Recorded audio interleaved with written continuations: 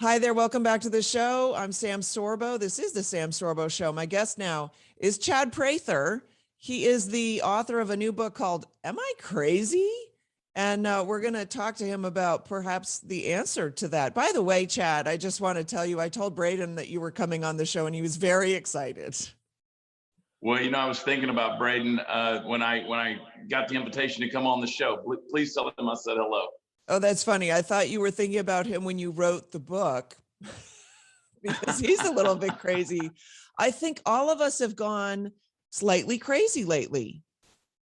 Yeah, you got to be the right kind of crazy. And talking about Braden, he definitely is the right kind of crazy, right? Because we're facing a weird, crumbling culture. I've started affectionately referring to this book as my common sense guide to the end of the world. Because let's face it, culturally, we're seeing a downward spiral that I don't know that we're ever going to quite get under control again, because the woke mob has taken over in such a wild, progressive, lefty, lunatic way that unless we really arm ourselves with some common sense, we're in a lot of trouble. What I see is in the youth community, because youth are typically skeptical, and now that the woke mafia has sort of gained control, as you say, the youth are skeptical of that. And I think that the struggle comes with the desire to be a victim. Like, it's very seductive to be a victim. What do you make of that? So I think that we've lived such a cushioned life of ease in America, and people they define their existence by the pain they've been through. You've been in those stories where you tell your story and then somebody tries to top it and they go, I could tell one worse. Well, we really haven't experienced a lot of oppression, persecution, or pain in America. We're somewhat spoiled compared to the rest of the world. So what we've had to do is create our oppressions. And it's taken the form of so many woke progressive concepts like, gender persecution or pronouns or which bathroom I use. And so many, just to name a few. Everything becomes racial or it becomes misogynistic. And everybody has a story, right? And so we're kind of creating our persecutions in order to define our existence. And when you don't have any real problems, you start creating problems. Demi Lovato, which is nonsensical, but it's so antithetical of what we're dealing with, who comes out and says, well, using the word aliens is offensive to extraterrestrials. This is the type of insanity that we're giving a voice to and credence to. You take the AOCs and the Beto O'Rourke's, right? So these are political morons, and we continue to give a voice to these empty-headed people and almost put them to celebrity status. And at some point in time, we've got to say that's enough, because let's face it, let's count the tyrannies. We've got medical tyranny now. We've got educational tyranny. We've got judicial tyranny. We've got government tyranny. We've got media tyranny, big tech. All of these things are ruling over our lives and telling us what reality is. And unfortunately, reality as they interpret it isn't reality at all. It's creating this nonsensical victimhood that's created this woke mob that feels persecuted by things that quite simply aren't persecution. So what they're in essence doing, Sam, is they're creating the hard times that they actually wished for. So when we talk about everything woke, goes broke, or as President Trump said, everything woke turns to, that you understand that's exactly right. That is the absolute philosophical delineation of where we're headed culturally. These people are begging for hard times, and unfortunately, based on their logic, that's exactly what they're going to get. So that's something that Braden started when he was starting out with public speaking. He put it in one of his speeches that hard times create strong men create good times or easy times. Easy times create weak men create hard times. And so that's at right. This point, we've had it so good for so long. And I think this is basically your point. We've had it so good for so long. We almost can't help ourselves. Now everything's a problem because you kind of have to pinch yourself, right? You need that little bit of pain to realize how good you have it or something. It is kind of odd. Yeah, we've created, we've even organized our victimhood, Well, BLM, yeah. We have the Olympics, the the Me Too victimhood movement. Olympics. Yeah, look at all of it. We've organized it. We've turned it into a movement. Antifa. Oh, shoot. And it's not just the Darling, left on your the right connection does is it as really well. bad We've and got we to get away. can't hear you properly. So you're futz Let's check around it with now. How that for about now? yeah, maybe that's better. So go back to the Antifa and then let's talk about your book and why people should buy it for Christmas gifts.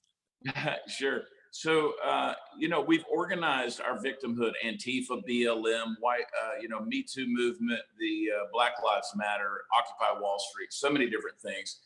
And so I wrote this book. It's a common sense perspective, right? I call it an unapologetic patriot that takes on the insanity of today's woke world. Because, am I crazy means that, the whole world must be crazy for us to deal with it. And culturally, we're seeing this downfall of our civilization in a big way. So I try to take various examples of how woke progressivism has attacked everything from the family to parenting, marriage, these personalities that we know of in the media, social media, the media, all of these different things that are out there. And I try to take a little common sense, wrap it in humor, make it an easier pill to swallow, easy chapters that are quick reads that folks can laugh through, relate to, find themselves nodding their heads yes, and actually arm themselves to engage in conversation with culture these days, because let's face it, we are at a war. And I do encourage people, if you're going to get it for Christmas, order it now, because the federal government and the USPS, unfortunately, is about to become even worse than it has been before. So if you're wanting it by Christmas, you better get your order in. Oh, just to get the order in and get it delivered. Yeah, we're seeing more in supply chain interruptions. I do want to talk to you about some of that stuff, but we're going to do 2 segments and we're running out of time in this one. And I do want to get in the fact that you're running for governor of Texas. Sure. Absolutely. I'd love to talk about that. Yeah, no, let's talk about it. Your governor in Texas just did something very admirable. I believe Texas, either he signed a law or he encouraged the creation of a law, basically going against and I should say it was a memo basically that Biden put out that companies with more than 100 employees would have to insist on vaccines. It's not even a law. It's not even like there is no such thing as a mandate, frankly, in the United States of America. But this directive that he announced hasn't even been picked up, and yet proactively, I would say, the current governor said, well, that's not going to happen in Texas, right?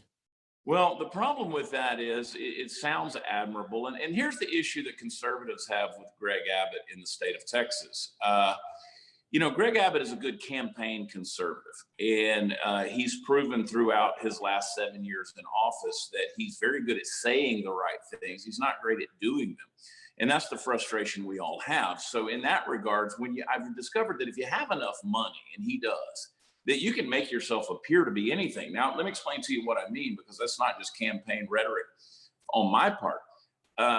One, he dug the hole that we're in. Greg Abbott did, by passing down the unilateral mandates that shut down the state and created the masks and the avenue for the vaccines. Now he's trying to dig himself out of it. Well, he doesn't have the right, just like Joe Biden didn't have the right when he announced federal mandates. That was nothing more than a glorified press release, and he's trying to get the media to do his job for him. Well, Greg Abbott just decided this was an executive order, but it still has to pass through the legislation in order to make that into law. So we're in our second special session of the legislative process this year. They've already met 3 times. And unfortunately, vaccine mandates and forbidding employers from doing it is nowhere on the legislative docket in the House or the Senate. So it sounds good to say, but like a lot of things, including the border and property taxes and spending, the gender modification of children, all of these various things that Greg Abbott is good at talking about, he backs off of them. So, honestly, I hope that by being in this primary race, like I am and a couple of others, I hope that we do hold him accountable and keep his feet to the fire to actually follow through, because we can't have these vaccine mandates. They're illegal, they're unconstitutional. And we've got to keep people free, and certainly the autonomy of their bodies from being attacked like this. We've got to keep up this fight.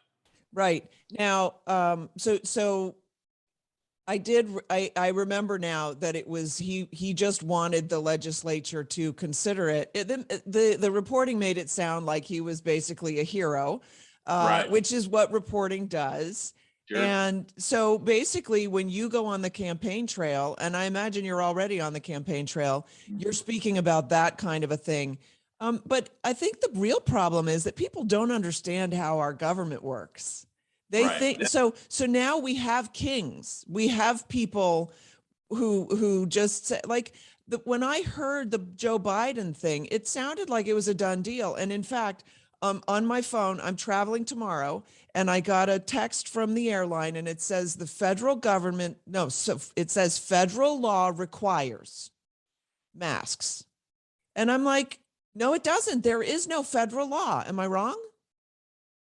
No, you're 100% right in that regard. And if Joe Biden were able to pass out a dictum like that, it would become an edict, and that would be tyrannical. He would have to be a dictator in order to do that.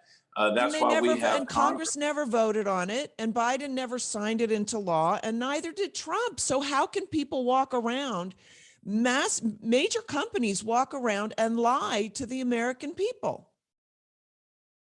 Yeah, and unfortunately, in the state of Texas, we are an at-will state, which means these employers, even if it were mandated that they can't demand the vaccine, they can still fire people for wearing the wrong color shoes. They don't have to have an excuse in the state of Texas.